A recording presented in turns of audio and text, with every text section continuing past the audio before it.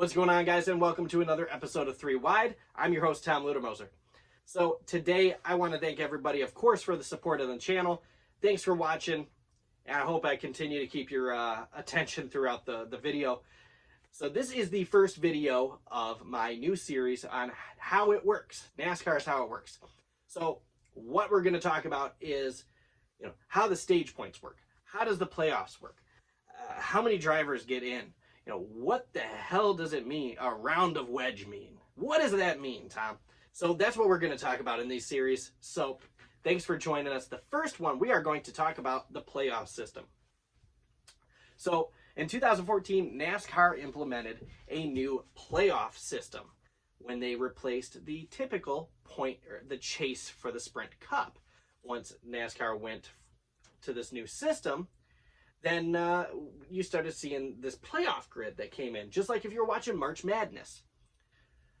So it is essentially, it's a win and you're in system. So if you go out and you win a race, you lock yourself into the playoffs.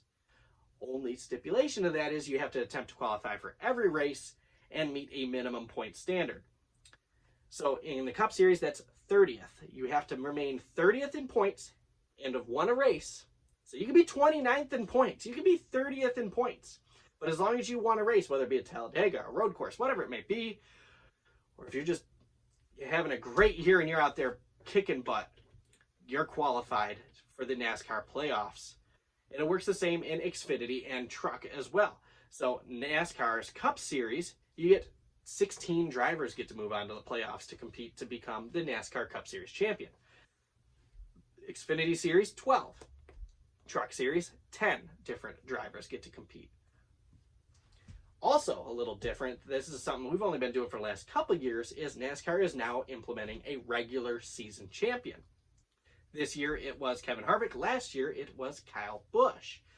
That cutoff race is where that is awarded.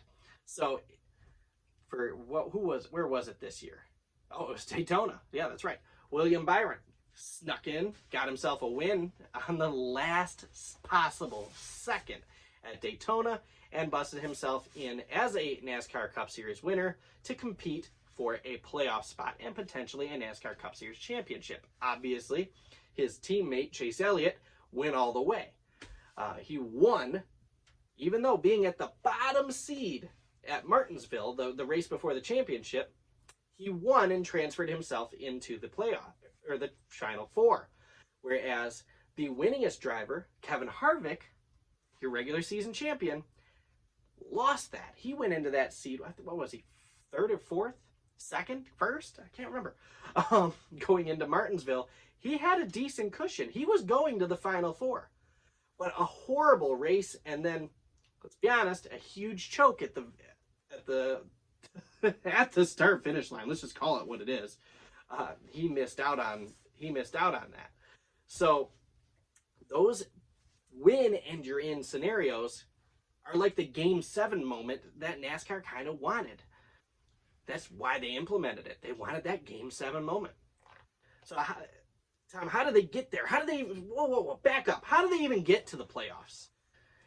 What if, there's 16 drivers. What if somebody wins 10 races? What happens to the other guys? So they are pointed in as well. Obviously, we've never had a Cup Series champion who has pointed themselves all the way to a championship, unlike Matt Crafton did in the Truck Series last year. So the points are awarded every single race, as all time in NASCAR history.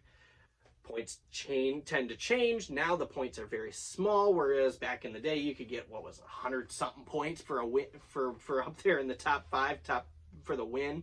You got 5 bonus points for leading a lap, 5 bonus points for leading the most laps. That's all gone. NASCAR has gone away from that and gone into the stage points now. The point system starts, if you win the race, you get 40 points. You also get 5 playoff points for winning a race. But let's stick to the regular point system now. So you get 40 points for first, 35 points for second, 34 for third, 33 for fourth, and so on and so forth, down to 36th. Once you're 36th, down to 40, you get 1 point for participating. towards that championship standings. Now, you say, Tom, what happened to stage points? That's a big deal. Obviously, the last few years, we've been having stage racing. So at a certain set point during the race, NASCAR throws a caution, but you race to that point. You know you need to race to that point. It just kind of gets that excitement level built up throughout the race. Instead of just having the cars just constantly going around the track all day long, potentially no cautions.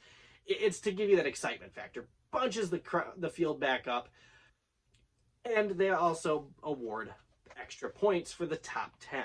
So if you win that stage, not only do you get a playoff point, which actually transfers through the regular season and into the playoffs. So if you get moving on from the round of 16 down to the round of 12, you still get to take that one playoff point with you.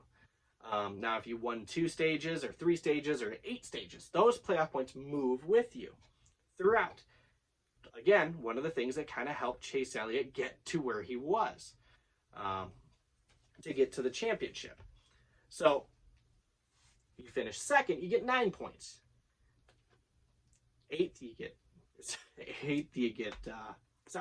Third, you get 8 points. Man, I can't talk. That's what happens when you do a video at midnight. And so on and so forth, down to you get 1 point for 10th, finishing 10th in a stage. There are 2 stages on every race in the Cup Series throughout the season, except for one, and that is the Coke 600 at Charlotte. And you get 3 stages, so you get a potential of a bonus stage point there. That can be instrumental, hugely different. And those points can, like I said, they can add up. Consistency still adds up. So even if you don't win, you can still move on. We saw this with Ryan Newman in 2014, where he came in second in the NASCAR Cup Series title to Kevin Harvick, and he didn't win a damn race. He consistently pointed himself in there, kind of used up Kyle Larson at Phoenix, but he got it. And then this year, you saw the winningest driver in Kevin Harvick not move on to the Final Four. Lots of controversy with that this year. Lots of controversy with Matt Crafton last year in the Truck Series. Lots of controversy with Ryan Newman in 14. Also in 2015, NASCAR gave that waiver for Kyle Busch to be able to compete, even though he missed a decent chunk of the season. They told him he had to meet the typical standards, 30th or higher with a win. Kyle Busch went out there, kicked some serious butt, won several races, and was much higher than 30th, and continued on and on and on, winning the title. So points add up. It's not just win and you're going on. I love that. Some people didn't like that. Some people didn't like the fact that the winningest driver and the regular season champion didn't go compete for the title. I loved it. Now, would I have rather seen Kevin Harvick get that win than Chase Elliott? Yeah, you win 9 races. I want to see you win a championship. But that's not how it works. That's how these stage points and playoff points work. That's how the win in your in system moves on. Kevin Harvick did not win in the round of 8. In the round of 8. Kevin Harvick had a decent race, a good race, and then an absolute horrible flop.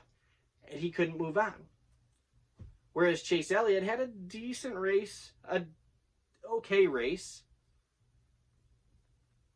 and then went out there and won and moved himself in and won that race. I was there. I was at the championship. I watched him do it. But anyway, guys, so I hope that explains it to you. Another little tidbit here, a little bonus point for you. So some people want to know, especially like earlier this season because of the COVID and everything, at Martinsville at the night race, you had Austin Dillon started that race, and he had a huge problem with that car. The tire went flat somehow, blew the crush panel inside out, and he got sick because of the exhaust fumes. Had to leave the vehicle, and we're going to put somebody else in it, and end up doing that. But however it works is, say for example, I'm puking, I'm sick, I'm out, I'm done. I got just enough to go out and run the car, run a few laps, and then I get out and a backup driver gets in. I still get the points. I still get the credit for that race. So, for example, a few years ago in Xfinity Series, Eric Almirola started the race. I'm sorry, Denny Hamlin started the race. Eric Almirola went out there and got it. Guess what? He got the credit. So, a little different, but the driver who starts the race gets the points. So if his backup driver goes out there and wins that race, say Eric Almirola gets sick, a backup driver goes and wins that race, Eric Almirola won that race. A little different.